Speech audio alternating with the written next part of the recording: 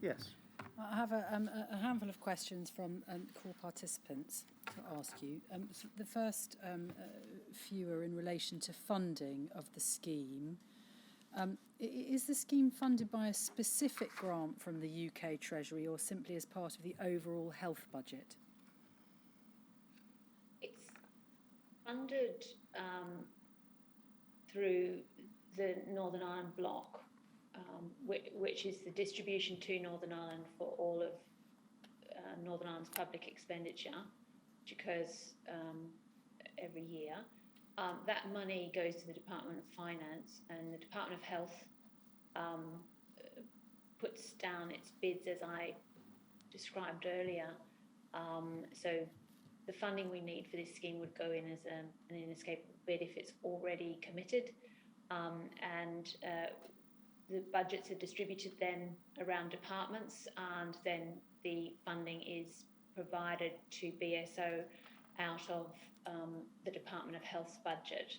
Now that's for the hepatitis C, as we were talking just before the break there. HIV is slightly different, somewhat different. How does the department intend to fund the scheme in the future, given the Westminster's or Whitehall's decision that it's not going to be providing funding after this year? Well, I think that's the position at the moment. We're obviously not finished that conversation, I think, with Whitehall. What role did Sue Gray, then Permanent Secretary to the Department of Finance, play in relation to the operation of the scheme during the period where there was no minister? She had no involvement in operation of the scheme. The scheme was operated by BSO under our direction.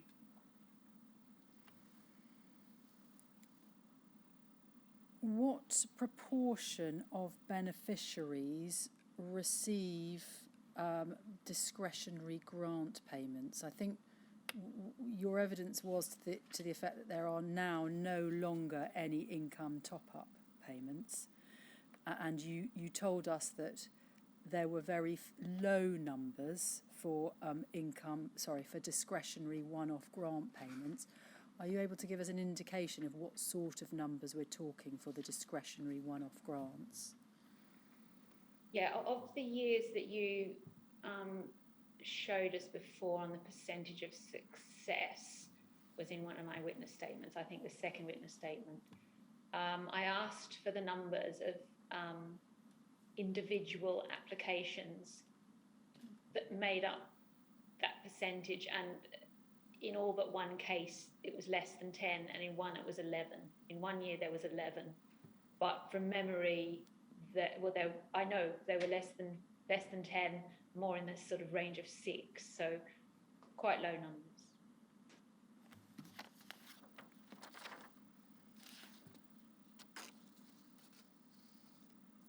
Were discretionary payments part of the discussion, the parity discussions with the other devolved administrations?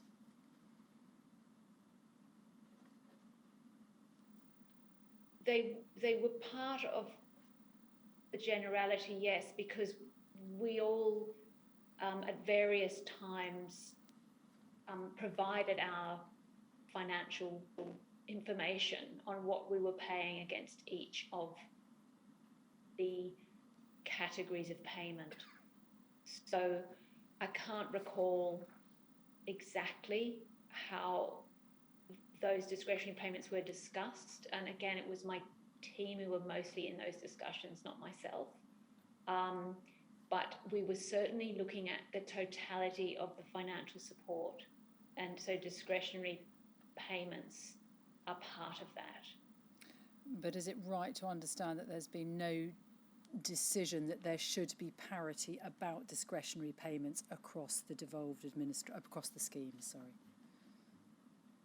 Now, if we're referring to the recent announcement, yes. I think, is that right? Yes. Yes. And I honestly can't tell you if that was discussed in the lead up to that announcement. I can't answer that, but if it's important, I will certainly ask the question. Well, we can always ask you that question by further Rule 9 if that's appropriate. Yeah.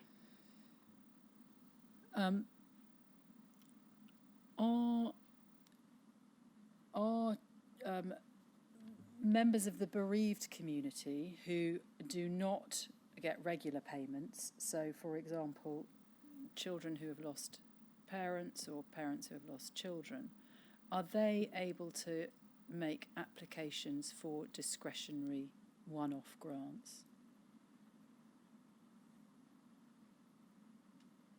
I don't know the answer to that.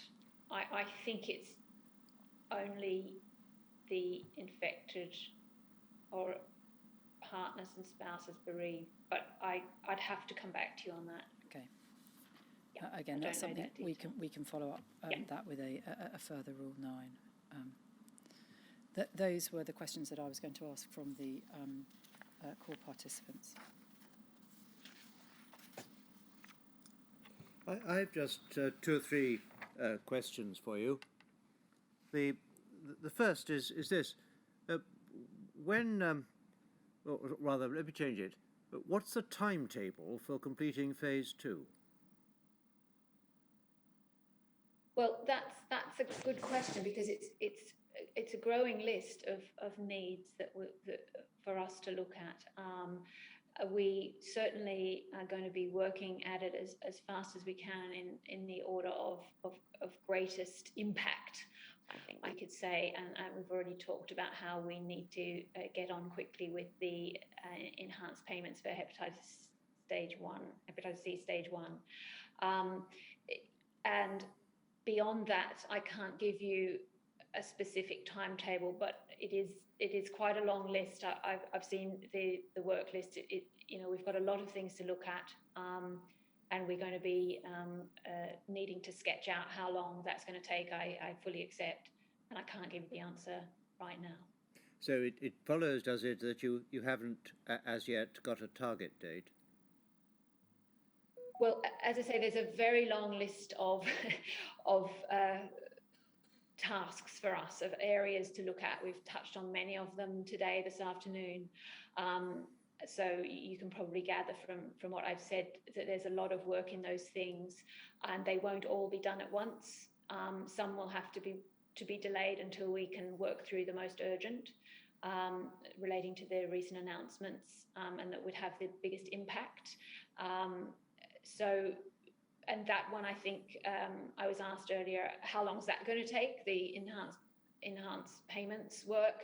And again, we haven't set up the structures yet to take that work forward. We want to consult on it and take on board the range of views expressed by beneficiaries and affected people. So I actually can't give you the project plan for that yet. The team's been, as I mentioned earlier, very involved in addressing the needs of the inquiry, but I hope after today we'll be able to turn our attention fully to that. Well, one of the first steps, as you've described it, is, or has been described, is consulting with the beneficiaries. When do you expect that to take place? Again, I can't give you a very specific answer to that. I think that wouldn't be right for me to do that until we've had time to develop a plan ourselves for how we're going to approach it. But our intention is to move on to that piece of work immediately after this. So the intention is to do it immediately, but how long do you think it will take you to develop a plan as to how you're going to approach it? I haven't had a chance to discuss that with the team. I'm sorry, but if you're interested in that, once we're more precise, once we can be more precise, then perhaps we could come back to you on that, rather than me try to magic it out now. I certainly don't want you to make policy on the hoof, but if and when you do know, and I appreciate you have limited resources, but if you do find something more definite that can be said, then we'd love to hear it.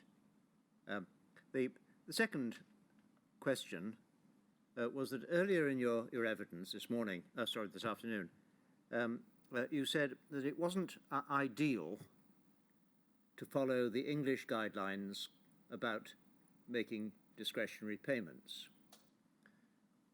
What did you mean? What about it wasn't ideal? Well, this is about the discretionary grants. Yes. So just to make that distinction, yes. Well, our intention had been, had we retained executive and ministers in 2017, to develop our own guidelines around making decisions and a process around making decisions around those grants.